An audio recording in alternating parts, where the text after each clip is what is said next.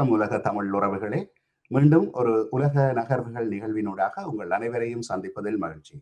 இன்று நான் இங்கு சிட்னி ஆஸ்திரேலியாவிலிருந்து அருள், என்னுடன் இங்கிலாந்திலிருந்து போரியல் ஆய்வாளர் அருஸ் பங்கு பெற்றுகின்றார். வணக்கம் அருஸ். வணக்கம் அருள். இலக்கு நேயர்களுக்கு அன்பு கலந்த வணக்கம்.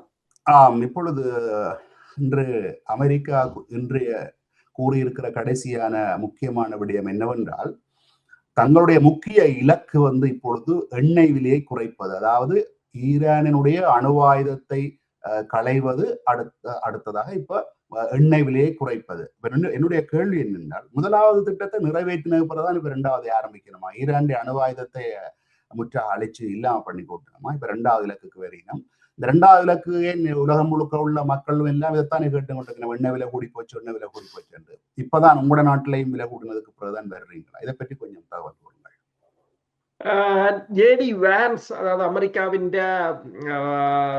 பிரதி அரச தலைவர், துணை அரச தலைவர் ஜேடி வான்ஸ் கூறியிருக்கின்றார், நாடு முழுவதிலும் உள்ள அமெரிக்கர்களுக்கு எண்ணெய் மற்றும் எரிவாயு மலிவு விலையில் இருப்பதை உறுதி செய்வதே முதல் இலக்காகும் என்றும், பின்னர் ஈரான் ஒருபோதும் அணு ஆயுதங்களை பெறாது என்பதற்கு உத்தரவாதம் அளிப்பது இரண்டாவது இலக்கென்று.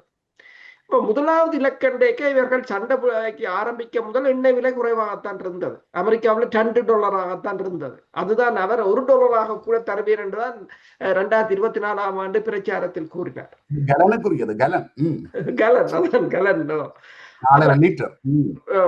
அப்ப இப்ப என்ன சொல்லி இருக்கிறார் என்று சொன்னால், இது ஜேடி வான்ஸ் கூறியது. ட்ரம்ப் கூறியிருக்கிறார் என்று சொன்னால், நாங்கள் செய்வது உலகிற்கு மாபெரும் சேவை என்றும், எங்களுக்கு மட்டுமல்ல ஒட்டுமொத்த உலகுக்கும் நாங்கள் சேவை செய்து கொண்டிருக்கிறோம். பெட்ரோலுக்காக நீங்கள் சற்று கூடுதல் விலையை கொடுக்க வேண்டி இருக்கும் போது அதற்காக நான் ஒருபோதும் மன்னிப்பு கேட்க மாட்டேன். நான் செய்தது சரியான காரியம். மிகவும் தீய எண்ணம் கொண்ட ஒரு நாடு அணு ஆயுதத்தை கொண்டிருக்க அனுமதிக்க முடியாது. மிக விரைவில் ஹோர்முஸ் நீரிணையை அமெரிக்காவின் ஒரு பகுதியாக நான் அறிவிக்க போகிறேன். இன்னும் 2.5 ஆண்டுகளில் ஒருவர் தேர்ந்தெடுக்கப்பட போகிறார். தயவு செய்து ஒரு விஷயத்தை நினைவில் கொள்ளுங்கள், அதை செய்தது ட்ரம்ப் தான் என்று கூறியிருக்கின்றார் ட்ரம்ப். அது மட்டுமல்லாது இப்ப இந்த அட்லாண்டிக் என்ற ஒரு மேகசின் அது என்ன கூறியிருக்கிறது என்று சொன்னால், ஈரானை நோக்கிய ட்ரம்பின் புதிய உத்தி காத்திருப்பது, கடல்சார் முற்றுகையை செய்வது, தடைகளை அறிவிப்பது. இதுதான் திருப்ப அவர் செய்கிற வேலை என்றும், டொனால்ட் ட்ரம்ப் படிப்படியாக ஈரானை நோக்கி தனது மூலோபாயத்தை மாற்றி வருகிறார் என்றும், பொருளாதார தடைகள் மற்றும் அமெரிக்காவின் கடல் முற்றுகையை நம்பி தெஹ்ரானை பேச்சுவார்த்தை மேசைக்கு அவர் கட்டாயப்படுத்துகிறார் என்றும், ஏனெனில் இதுவரை நடத்தப்பட்ட தாக்குதல்கள் இந்த மோதல்களை முடிவுக்கு கொண்டு வரவில்லை என்பதால் இவ்வாறு செய்கிறார் என்று அந்த அட்லாண்டிக் என்ற மேகசின் போட்டிருக்கின்றது. இப்ப நீங்கள் சொன்னது போல ஒயில் விலைகளை பார்த்தீர்கள் என்று சொன்னால், இன்றும் ஹோர்முஸ் நீரிணையில் அபுதாபியின் எண்ணெய் டேங்கர் தாக்கப்பட்டிருக்கிறது. சவுதி அரேபியா, குவைத் போன்ற நாடுகள் அதுக்கு கண்டனங்களையும் தெரிவித்திருக்கின்றன. அதே சமயம் ராய்ட்டர் செய்தி நிறுவனம் என்ன சொல்லியிருக்கின்றது சொன்னால், தற்போது சர்வதேச எரிசக்தி ஏஜென்சி என்று சொல்ற இன்டர்நேஷனல் எனர்ஜி ஏஜென்சி, அவர்களின் கருத்தின்படி அதில் அங்கம் வகிக்கும் நாடுகளில் 90 மில்லியன் பீப்பாய் எண்ணெய் கையிருப்பில் இப்போது இருக்கிறது. அதில் அங்கம் வகிக்கின்ற அத்தனை நாடுகளையும் சேர்த்து பார்த்தால் இது 180 நாட்களுக்குத்தான் போதுமானது என்றும், யுனைடெட் ஸ்டேட்டில், அதாவது அமெரிக்காவின் மூலோபாய பெட்ரோலிய இருப்பு 200 மில்லியன் பீப்பாய்களாக குறைந்திருக்கிறது என்று சொல்லியும், இது 40 நாட்களுக்கு போதுமானது என்றும், சீனாவில் 1 முதல் 1.7 பில்லியன் பீப்பாய்கள் எண்ணெய் இருப்பில் உள்ளது என்று சொல்லியும், இது ஒரு வருடத்துக்கு அதன் தற்போதைய இறக்குமதி அளவை பராமரிக்க போதுமானது என்றும் கூறியிருக்கின்றது. அதே சமயம் இந்தியாவின் இறக்குமதியில் இப்போது ரஷ்யாவின் எண்ணெயின் பங்கு அதிக சாதனையை எட்டி இருப்பதாகவும், 50.8% ரஷ்யாவிலிருந்து இந்தியா இறக்குமதி செய்வதாக அந்த ராய்ட்டர் செய்தி நிறுவனம் போட்டிருக்கின்றது.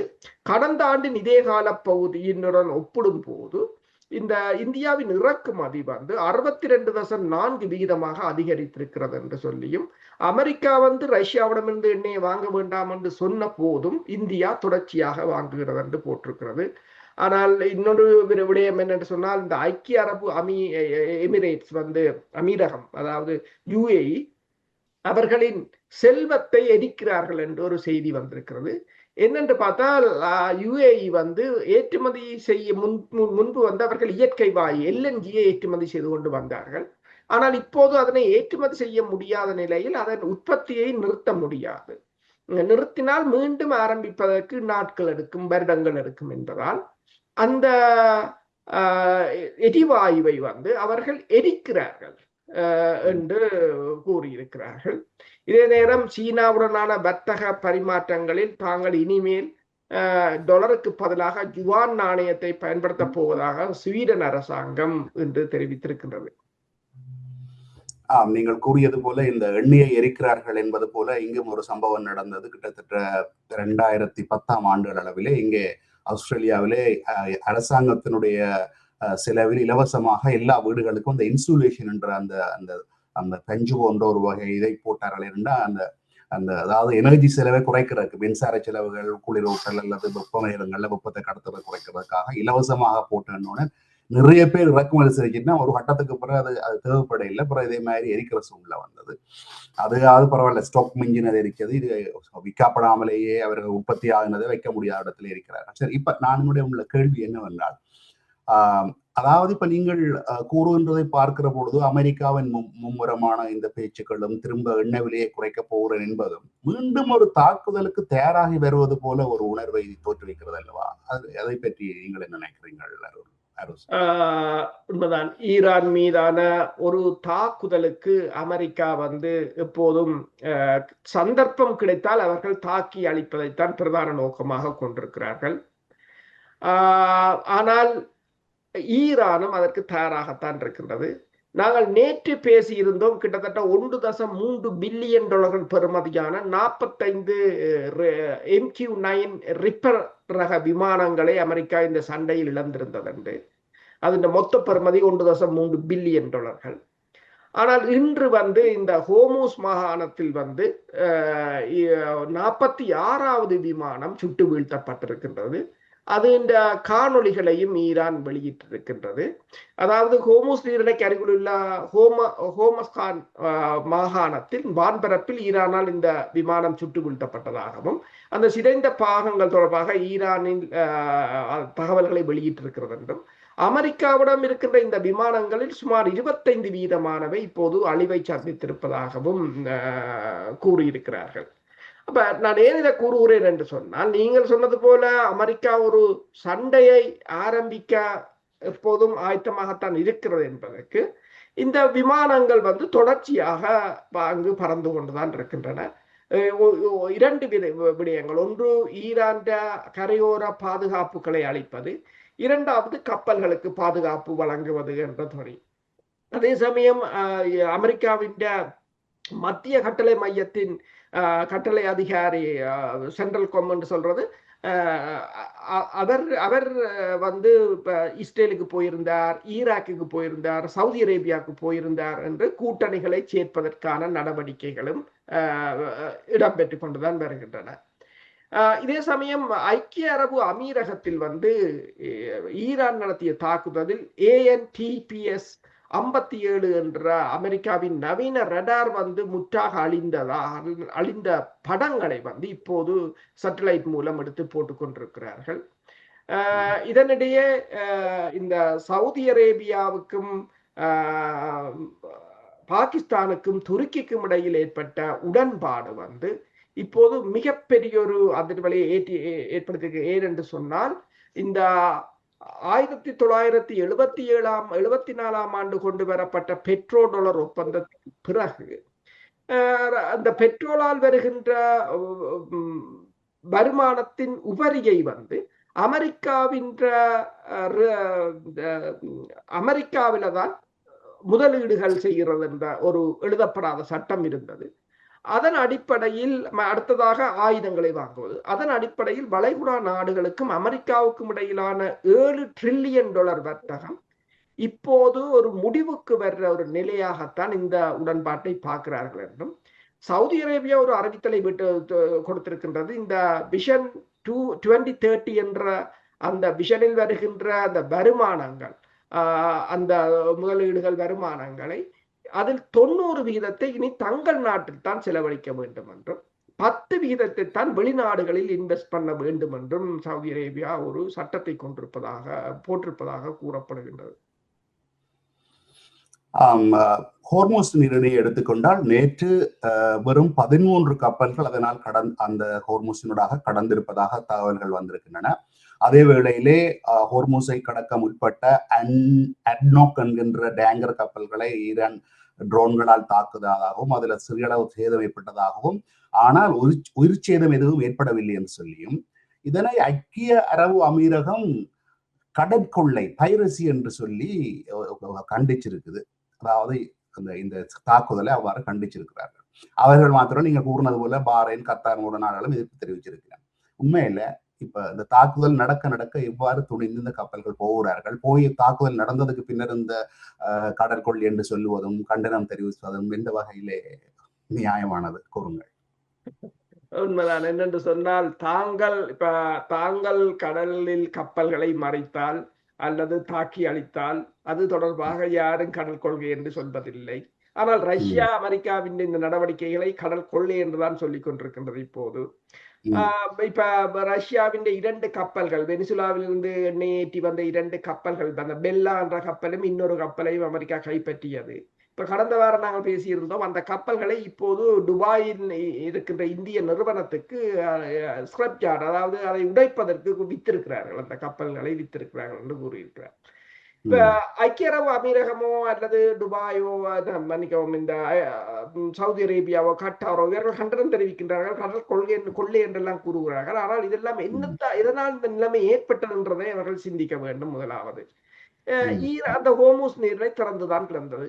நீங்கள் எல்லாரும் சந்தோஷமாகத்தான் போனீர்கள், வர்த்தகம் செய்தீர்கள், தண்டைகள். ஈரான் மீது தடை இருந்தது, சாப்பிட வழி இல்லை. அவர்கள் தங்கள் பணத்தை கூட கொண்டு யுஏஇயில் தான் வைப்பில் இட்டார்கள். யுஏஇ பேங்க் கூடத்தான் அவர்கள் பே பண்ணி வாங்குறதை வாங்கி கொண்டிருந்தார்கள். அவர்கள் இவ்வளவு கஷ்டப்படும் போது நீங்கள் உல்லாசமாகத்தான் இருந்தீர்கள்.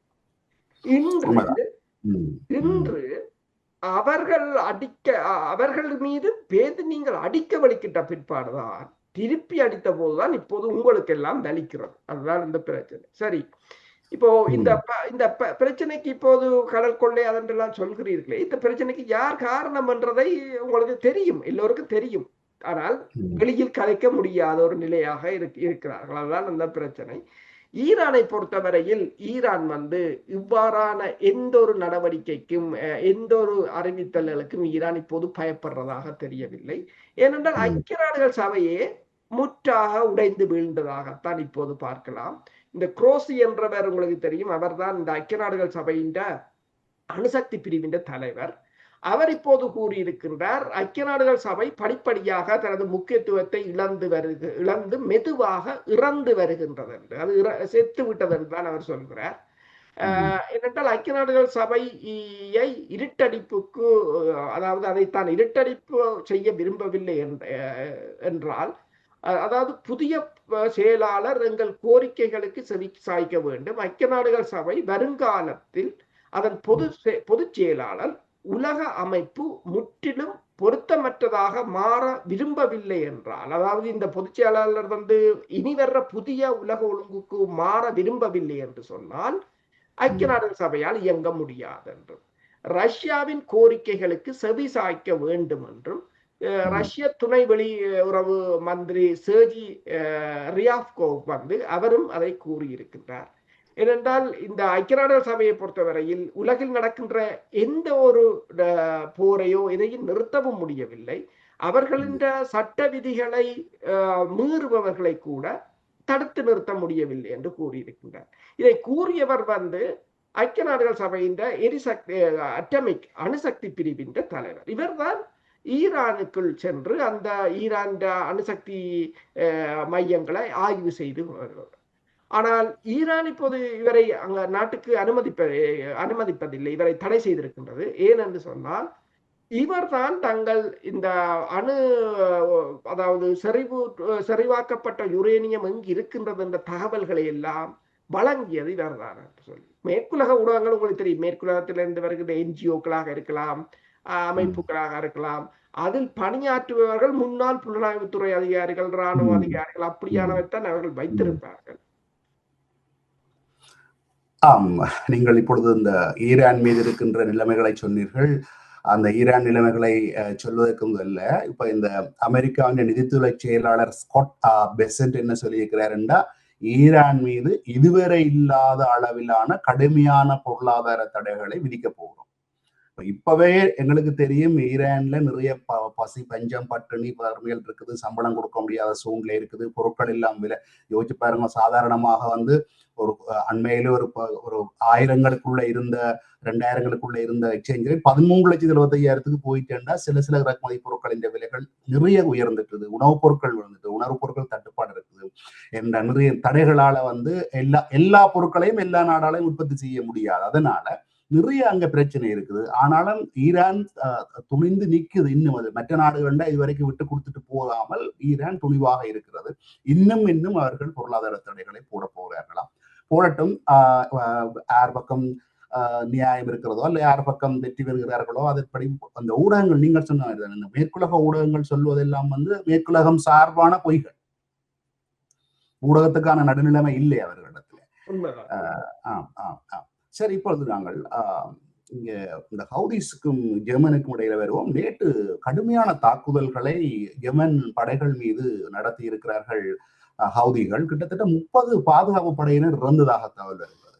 அதை விட இன்னும் ஒரு கப்பல் ஒன்று தாக்கப்பட்டிருக்கிறது இந்த மன்னிக்கவும், செங்கடல் பகுதியிலே. அதனை சவுதி அரேபியா வன்மையாக கண்டித்திருப்பதுடன் UN மேல் தலையிட வேண்டும் என்று கேட்டிருக்கிறார்கள். முதலிலே அவர்கள் கடற்கொள்ளி என்று சொல்லி இவர்கள் சொன்னார்கள். அவர்கள் சொல்கிறார்கள் UN இதிலே தலையிட வேண்டும் என்று சொல்லி. இதை பற்றி கூறுங்கள், என்ன நடக்கிறது ஹவுதிகளுக்கும் ஜெர்மன் படைகளுக்கும் மற்றும் செங்கடலிலே என்ன நடக்கிறது? இந்த ஹவுதிகள், அதாவது அன்சர் அல்லா இயக்கம் வந்து சவுதி அரேபியாவின் ஆதரவுடைய அதிபர் சபையின் கட்டுப்பாட்டில் இருக்கின்ற ஏமனின் அரசின் மோச்சா துறைமுகம் மீது இன்று தாக்குதலை நடத்தியிருக்கிறார்கள். அதில் சவுதி அரேபியாவால் புதிதாக கொண்டு வரப்பட்ட ஆயுத தொகுதியும் தாக்கி அளிக்கப்பட்டதாக கூறப்படுகின்றது. இந்த ஏமன் அரசின் தகவல்களின் அடிப்படையில் AFP செய்தி நிறுவனம் வெளியிட்டிருக்கின்ற சொன்னால் கிட்டத்தட்ட 6 பேர் கொல்லப்பட்டதாக, அதில் 2 பேர் பாதுகாப்பு படையினர் என்று கூறியிருக்கிறார்கள். ஆனால் புரித தகவல்கள் தெரிவிக்கின்றன 30 தொடக்கம் 40 பேர் வரையில் கொல்லப்பட்டிருக்கலாம் என்று கூறப்படுகின்றது. இந்த துறைமுகம் இப்போது 3வது தடவையாக தாக்கப்பட்டிருக்கின்றது. இந்த அதே சமயம் இந்த 5 ஏவுகணைகளை இந்த நீங்கள் சொன்னது போல கப்பல்களை நோக்கி ஏவி இருக்கிறார்கள். நேற்றும் வந்து செங்கடல் பகுதியில் கப்பலை நோக்கி இந்த அன்சரல்லா அமைப்பு ஏவுகணைகளை ஏவி இருந்தது. இன்றும் அவர்கள் ஏவி இருக்கிறார்கள். ஆனால் எந்த கப்பல் யாருக்கு சேதம் என்று தெரியவில்லை. நேற்று 2 கப்பல்கள் அங்கு சேதமடைந்ததாகவும் மாலுமிகள் மீட்கப்பட்டதாகவும் கூறப்பட்டிருந்தது. இதனிடையே அதாவது சவுதி அரேபியாவின் நச்ரன் என்ற நகரத்தில் இருக்கின்ற அரம்கோ நிறுவனத்தின் சுத்திகரிப்பு நிலையமும் இன்று தாக்கப்பட்டிருக்கின்றது. அது முதலும் இன்னொரு பகுதியில் இருக்கின்ற அரம்கோ நிறுவனத்தின் இந்த சுத்திகரிப்பு நிலையம் தாக்கப்பட்டு அது மிகப்பெரிய தீச்சுவாலையுடன் எரிந்தது. தொடர்ச்சியாக ஹவுதிஸ் வந்து இப்போது சவுதி அரேபியாவின்றையும் மற்றது சவுதி அரேபியாவின் ஆதரவு பெற்ற படையினரையும் தொடர்ச்சியாக தாக்கி வருகின்றது. என்னென்று சொன்னால், இப்ப ஈரான் எவ்வளவு அந்த போரில் தாங்கள் ஒரு போராடி அதை வெற்றி பெற்று விட்ட ஒரு நிலைக்கு வந்ததால் இப்போது ஹவுதிகளுக்கும் அந்த ஒரு நோக்கம் இருக்கின்றது. ஏனென்று சொன்னால், இந்த போரை தாங்கள் வெற்றிகரமாக நடத்திவிட்டால் அவர்கள் மீதான தடைகள் இனி வருங்காலத்தில் உடைந்துவிடும். அவர்கள் ஒரு அங்கீகரிக்கப்பட்ட அரசாக மாறலாம். ஏன்னா சவுதி அரேபியாவும் UAE தான் இந்த ஹவுதிஸ் மீது அதிக அழுத்தங்களையும் தடைகளையும் போட்டுக் கொண்டிருக்கிறார்கள். அப்ப இனி சவுதி அரேபியா ஏதாவது ஒரு வழியில் அவர்களுடன் பேச வேண்டிய ஒரு நிலை ஏற்படும் என்று கூறப்படுகின்றது. இதனிடையே வந்து இந்த அன்சரல்லா அமைப்பின் தரைப்படையினர் வந்து இந்த ஹொடிடா என்ற துறைமுக மாகாணத்தின் கடற்கரை பகுதிகள் மற்றும் அல்மேகா பகுதிகளில் நோக்கி முன்னேறி வருவதாகவும் அவர்கள் பப் அல் மண்டேப் நீரிணைக்கு அருகிலுள்ள பகுதிகளை மேலதிக பகுதிகளையும் அரச படையினரிடமிருந்து கைப்பற்றி அதை கட்டுப்பாட்டுக்குள் கொண்டு வரும் நோக்கத்துடன் ஒரு பெரிய தாக்குதலை நடத்தப் போவதாகவும் சவுதி அரேபியா இப்போது தெரிவித்திருக்கின்றது. இதனிடையே நீங்கள் கூறியது போல இந்த செங்கடல் பகுதியில் வந்து ஹவுதிகளின் தாக்குதல்களை தடுப்பதற்காக சவுதி அரேபியா இப்போது 13 நாடுகளை இணைத்து ஒரு கடல் சார் கூட்டணி ஒன்றை உருவாக்கி இருப்பதாகவும் இந்த கூட்டணி வந்து பப் அல் மண்டே பகுதி மற்றும் செங்கடல் பகுதி மற்றது கல்ஃப் ஆஃப் ஏடன் போன்ற பகுதிகளில் பாதுகாப்பு நடவடிக்கைகளை மேற்கொள்ளும் என்றும் கூறப்படுகிறது. அதில் பஹ்ரைன், பங்களாதேஷ், மற்றது கெமரூன், மற்றது Djibouti, Egypt, Jordan, Kuwait, Pakistan, Qatar, Saudi Arabia, Somalia, Sudan, துருக்கி, ஏமன் ஆகிய நாடுகள் அதில் கையெழுத்திட்டு இருப்பதாக கூறப்படுகிறது. ஆனால் ஒரு மோதலுக்கு ஏனென்று சொன்னால் இவர்கள் இவ்வாறான ஒரு நடவடிக்கையை எடுப்பார்களா என்றால் அது மோதலுக்குத்தான் கொண்டு போய் முடியும். ஆனால் ஒரு மோதலுக்கு இவர்கள் தயாராக இருக்கிறார்களா என்றதான் இங்க இருக்கிற முக்கிய கேள்வி. சவுதி அரேபியாவின் அரங்கோ நிறுவனத்தை தாண்டி ஹவுதிகள் அறிவித்திருக்கிறார்கள் நஜ்ரான் என்ற ஒரு பகுதியிலும் ட்ரோன் தாக்குதல் நடத்தப்பட்டிருப்பதாகவும் கூறியிருக்கிறார்கள். ஆகவே தொடர்ந்தும் அவருடைய தாக்குதல்கள் சவுதி மீது நடக்கிறது, ஜெர்மன் படைகள் மீது நடக்கிறது, மற்றது செங்கடல். ஆனா செங்கடல் என்பது ஒரு அகன்ற கடல். இப்ப இந்த ஹோர்மூஸ் என்பது ஒரு ஒடுங்கிய ஒரு பகுதியான கடல் ஒன்று. செங்கடல் என்பது மிகவும் அகன்ற கடல். அதுல எத்தனை இந்த சிறிய கடலுக்குள்ளே அமெரிக்கா வந்து ஒன்றும் செய்ய முடியவில்லை என்றால் அந்த பெரிய கடற்பகுதிக்குள்ளே அவர்களால் என்ன செய்ய முடியாது தெரியா. இன்னும் வந்து இந்த சோமாலியா முதல் கூறியிருந்தது அல்லவா, நானும் செங்கடல் மீது கட்டுப்பாட்டை செலுத்துவேன் என்ற ஒரு முனை சோமாலியாவில் தான் முடிகிறது. அவர்களுக்கு இந்த சோமாலியா லாந்தை தனிநாடாக பிரித்து கொடுத்ததிலே அவர்கள் இஸ்ரேலுடன் நிறைய அமெரிக்காவுடன் முரண்பட்டிருக்கிறார்கள். அவர்களும் தொடங்கினால் மறுபக்கத்தினால் விளைவு வேறாக இருக்கும் என்று நான் நினைக்கிறேன். இப்பொழுது நாங்கள் இஸ்ரேல் நோக்கி வருவோம். இஸ்ரேலில் என்ன நடக்கிறது?